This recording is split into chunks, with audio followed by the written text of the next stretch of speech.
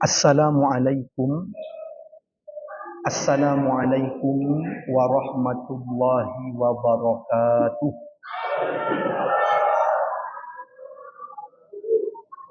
Alhamdulillah wassalatu wassalamu ala Rasulillah nabiyyina Muhammad ibn Abdillah wa ala alihi wa sahbihi wa mawalah.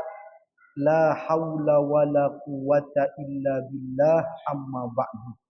Qala Allah Ta'ala, a'udzu billahi minasy syaithanir rajim. Bismillahirrahmanirrahim. Wasari'u ila maghfiratin min rabbikum wa jannatin arduhas samawati wal ardu uiddat lil muttaqin. Wa qala an-nabiy sallallahu alaihi wasallam, man shoma ramadhana imanan wa ihtisaban ghufira lahu ma taqaddama min dzambi. Hadirin hadirat, Bapak Ibu jamaah salat Isya, salat tarawih, dan insyaallah nanti kita lanjut dengan salat witir berjamaah. Semoga kita semua senantiasa mendapatkan keberkahan, rahmat, ridha dari Allah Subhanahu wa taala. Amin amin ya rabbal alamin. Alhamdulillah, pertama Bapak Ibu sekalian, saya mohon maaf karena kondisi agak batuk-batuk, jadi mohon maaf ngimaminya ndak bisa panjang-panjang Pak, hanya bisa 2 ayat saja. Mudah-mudahan tidak ada yang batin. Alhamdulillah, ketepaan Ustadz katanya. Bapak Ibu sekalian rahimakumullah, temanya yang diamanahkan takmir adalah puasa sehat jasmani dan rohani. Kalau sehat jasmani, sudah banyak sekali penelitian kesehatan yang menyebut bahwa memang puasa itu bermanfaat untuk kesehatan jasmani kita. Saya coba browsing Pak, karena tentu bukan ahlinya kalau bicara kesehatan jasmani. Tiba-tiba langsung saya dapat Pak, saya ketik manfaat puasa untuk kesehatan. Langsung website yang tampil itu rumah sakit pondok. Oh, dalam hati saya, ini mantap ini, pondok punya rumah sakit. Ternyata saya baca lagi, ternyata rumah sakit Pondok Indah ternyata Pak. Nah, tapi justru bagus Pak, artinya bukan orang pesantren secara khusus, tapi justru malah mengupas bahwa puasa itu memang bermanfaat untuk kesehatan. Itu menunjukkan bahwa ini bukan karangan umat Islam yang memang punya ibadah puasa lalu mengunggul-unggulkan, tidak, tapi memang itu kenyataan ilmiahnya. Sudah banyak penelitian yang menyebut. Banyak di sini Pak disebutkan manfaat puasa untuk kesehatan. Kalau saya ambil 3 saja yang dari sisi jasmaninya dulu. Pertama, meningkatkan daya tahan tubuh. Jadi ternyata Pak, ketika orang berpuasa, sudah ada banyak penelitian, nanti diurai sebagai rujukan referensinya, itu dia akan semakin kuat sistem kekebalan tubuhnya, imunitasnya. Mungkin ada yang bertanya, bukankah puasa itu justru lemes, capek, haus, lapar, tapi kok justru meningkatkan kekebalan tubuhnya, imunitasnya? Ternyata Pak, kalau saya simpulkan, saya sederhanakan penjelasan para ahli kesehatan ini, ibaratnya seperti orang latihan fisik Pak. Latihan fisik, misalkan angkat beban. Memang secara latihan dia diberi beban yang berat, harus angkat yang sekian kilo. Mungkin capek saat berlatih itu, tapi sebenarnya itu akan memunculkan otot-otot baru yang semakin kita akhirnya terlatih dan kuat. Jadi kira-kira nampaknya memang capek berkeringat orang berlatih itu, Tapi sebenarnya bersamaan dengan itu dia semakin punya kekuatan otot nantinya. Kira-kira begitulah Pak. Puasa itu nampak lemas, nampak dia tak berdaya, tetapi ternyata justru meningkatkan kekebalan tubuhnya, imunitasnya terlatih untuk menghadapi penyakit-penyakit yang lainnya. Yang kedua Pak, kalau saya baca di sini dari sisi kesehatan jasmaninya dulu adalah mendetoksifikasi atau membuang racun-racun dalam tubuh. Kira-kira begini Pak, kata para ahli kesehatan, kalau pencernaan kita istirahat, tak ada pekerjaan untuk mencerna makanan, maka akhirnya dia membersihkan kerak-kerak yang ada pada dirinya. Kira-kira seperti mesin Pak. Kalau mesin itu gergaji kita dipakai terus, lama-lama tumpul. Justru kalau ada tak dipakainya, itu bermanfaat untuk ditajamkan, untuk dibersihkan karat-karatnya. Kira-kira begitulah sistem pencernaan kita ini. Dan yang ketiga bahkan disebut ini bermanfaat untuk jantung kita, untuk stabilnya tekanan darah dan seterusnya dan seterusnya. Nanti bapak-bapak bisa banyak membaca seputar kesehatan, manfaat puasa bagi kesehatan. Yang kedua adalah kesehatan rohani, Pak. Maka kalau kesehatan rohani, kita ini saat berpuasa, Pak, dibuang hal-hal yang negatif dalam diri kita. Racun-racun keburukan dibuang. Dibuat lebih stabil emosinya, tidak rakus kepada dunia, dilatih. Dibuat lebih sabar dia, dibuat lebih merasa diawasi oleh Allah, dekat kepada Allah. Itu kesehatan rohani. Atau Pak, kalau saya mau ambil satu saja di antara kesehatan rohani itu adalah dosa-dosa kita itu saat berpuasa digugurkan oleh Allah Subhanahu wa taala, dibuang melalui ibadah puasa. Sebagaimana sabda Nabi, "Man shoma Ramadan imanan wa ihtisaban, ghufira lahu ma taqaddama min dzambih." Siapa yang berpuasa di bulan Ramadan dengan iman dan mengharap keridhaan Allah, maka diampuni dosa-dosanya yang telah lalu. Tarawihnya juga menghapus dosa, membersihkan rohani kita, Pak. Man qama Ramadan, siapa yang mendirikan salat di malam-malam Ramadan, imanan wa ihtisaban, dengan iman dan mengharap keridhaan Allah, ghufira lahu ma taqaddama min dzambih, diampuni dosa-dosanya yang telah lalu.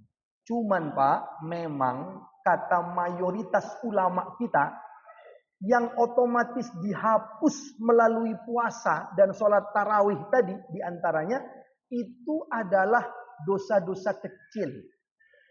Adapun dosa-dosa besar akan diampuni juga oleh Allah, tetapi perlu taubatnya secara khusus untuk dosa besar ini. Tapi jangan khawatir Pak, Ramadan ini sarana untuk bertaubat kita. Sebab saat orang berpuasa, doanya mustajabah, dakwatus shaim. Maka saat berpuasa, bertaubat dari dosa-dosa besar. Malamnya sepertiga malam terakhir.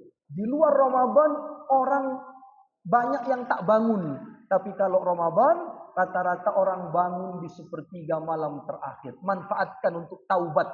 Karena disitulah tempat yang mustajabah, waktu yang mustajabah. Kata Allah dalam Al-Quran, wabil asharihum yastaghfirun, di waktu-waktu sahur, maksudnya di sepertiga malam terakhir, mereka beristighfar kepada Allah Subhanahu wa taala. Maka Pak, agar kita juga sehat rohaninya, ingat, tidak hanya memperbanyak amal ibadah Pak di Ramadan ini. Salat tarawih, sedekah, puasa, tadarus, betul, bagus. Tapi juga pembersihan dari dosa-dosa. Taubati dosa-dosa yang pernah kita lakukan dalam hidup. Dosa kecil dihapus dengan salat tarawih dan puasa. Dosa besar dihapus dengan taubat saat dia berpuasa. Dan di sepertiga malam terakhir dia bertaubat. Maka insya Allah putih bersih. Kita semua di Ramadan ini dibersihkan rohani kita oleh Allah sehingga keluar nanti mendapatkan ampunan yang sempurna dari Allah Subhanahu wa taala. Nikmat Pak kalau dapat ampunan itu. Karena berarti di alam barzah tak perlu disiksa. Dalam kesendirian kita, tak ada teman, tak ada keluarga, tak bisa lari, tak bisa berteriak untuk pergi, tak bisa. Tapi kalau orang sudah diampuni, tak perlu ada azab. Nikmat hari-hari malam-malamnya di alam barzah, alam kubur, di akhirat pun nikmat. Jangankan Pak di akhirat, di alam barzah. Di dunia saja, kalau ada keringanan beban, itu orang senang Pak. Contoh, pemutihan pajak. Nah, orang itu senang Pak. Pemutihan pajak di Samsat itu Bu, Pak. Kalau sudah ada pengumuman dari gubernur, orang manfaatkan. Padahal yang dihapus hanya dendanya, bukan pokoknya. Tapi itu pun orang senang. Ringan bebannya. Itu baru dunia Pak. Sampai kalau sudah hari terakhir, pengurusan pemutihan pajak di Samsat Pak, itu antrian membludak, sesak, berdesak-desakan, sampai kadang ditambah waktunya. Ustaz kok tahu Ustaz? Karena saya termasuk salah satu yang antri juga di Samsat itu Pak. Memanfaatkan. Maka luar biasa. Lihat senangnya orang dunia Pak.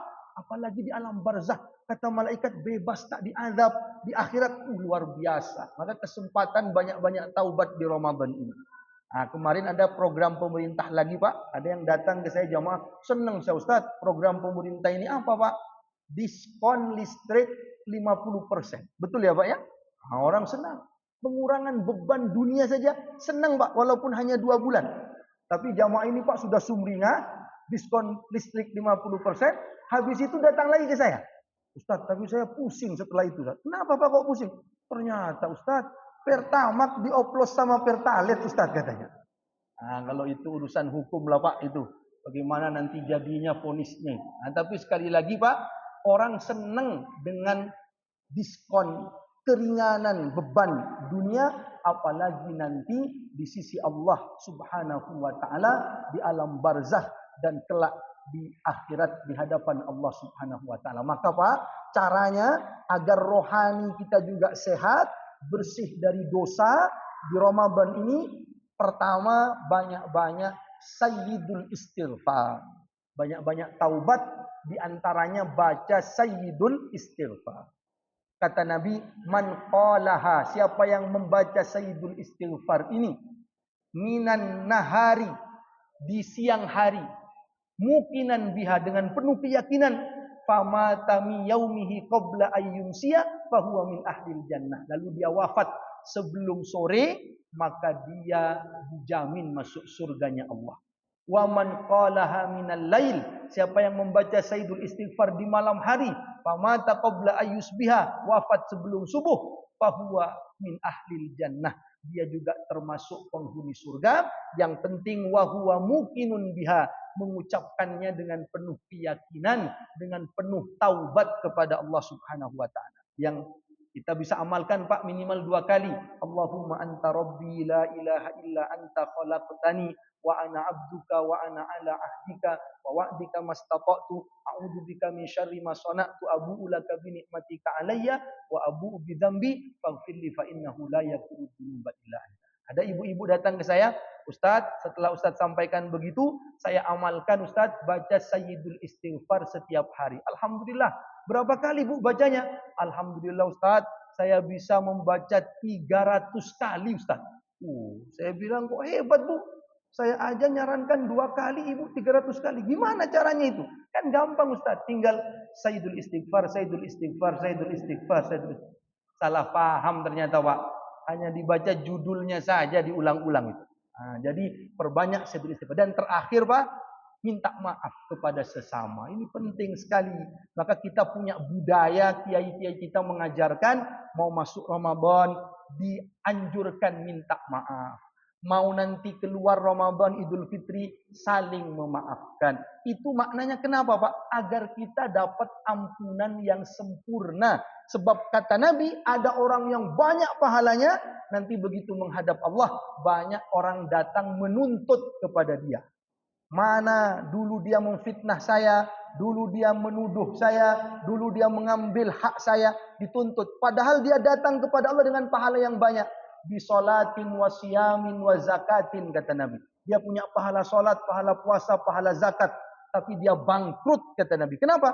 Karena banyak orang yang menuntut kepada Allah. Akhirnya pahalanya dibagi-bagi, habis pahalanya, lalu masih banyak yang menuntut. Akhirnya dosa-dosa orang yang menuntut diberikan balik kepada orang itu.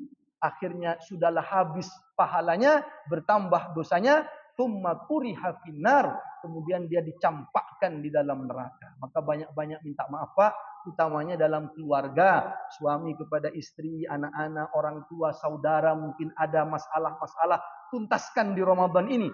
Dan nanti juga tetangga, masyarakat, sahabat kita saling memaafkan satu dengan yang lain. Jangan sampai terlambat minta maafnya Pak, karena ada cerita katanya suami hampir terlambat minta maaf kepada istrinya. Ada cerita, jadi penutup saja Pak. Tiba-tiba Pak, seorang suami habis minum kopi di pagi hari, langsung drop Bu, tiba-tiba masuk rumah sakit. Akhirnya suami ini mau minta maaf sama istrinya karena takut-takut ini sudah akhir kehidupannya. Karena ada yang disembunyikan selama ini. Dek, sini dek, kata suaminya. Dek, maafkan Mas ya, maafkan saya ya dek. Selama ini tuh saya menyimpan rahasia. Saya selama ini sudah menikah lagi, katanya Pak. Nah, baru mau minta maaf ini Pak, takut terlambat Pak, takut nanti dituntut sama istrinya karena tak adil. Apa yang terjadi setelah minta maaf Bu, suaminya justru istrinya malah nangis Bu. Nah, ini istri yang baik nampaknya. Mas, jangan minta maaf begitu Mas, saya yang minta maaf Mas, saya yang minta maaf. Kata suaminya, loh kenapa kok kamu yang minta maaf? Mas, saya sebenarnya tahu sampean nikah lagi itu tadi malam. Ada yang ngabari saya, temenmu Mas. Akhirnya saya stres. Tadi malam tidak bisa tidur, lepas kontrol, lepas emosi. Akhirnya pagi-pagi waktu jenengan minta buatkan kopi, saya kasih racun dalam kopi itu Mas. Ternyata baru saling memaafkan, mau terlambat ini. Jadi sekali lagi Bu, banyak-banyak saling memaafkan satu dengan yang lain. Hati-hati Pak, yang tidak jujur sama istri, besok kalau dibuatkan kopi jaga-jaga Pak, awas-awas itu. Mudah-mudahan kita semua dapat ampunan yang sempurna dari Allah, sehat jasmani rohani kita, dan kita berhak mendapatkan surga Allah Subhanahu wa taala. Akhirul kalam, wassalamualaikum warahmatullahi wabarakatuh.